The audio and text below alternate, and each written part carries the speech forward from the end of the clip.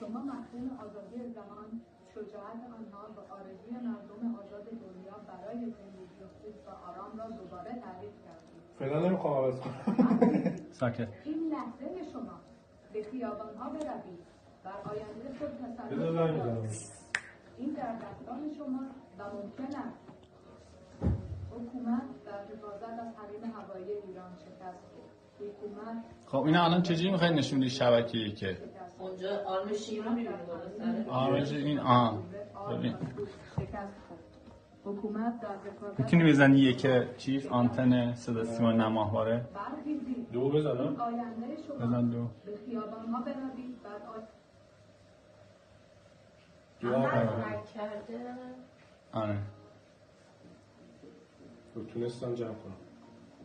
سلام و درود. نه دیگه اون بالاش چیزه شیره نمیدونم تو چیه سال‌هاست که پولهای شما را هدر می‌دهند. سم همینه؟ ترور، ویرانی و تخریب صرف می‌کنند. چه در خارج از کشور و چه در داخل آن.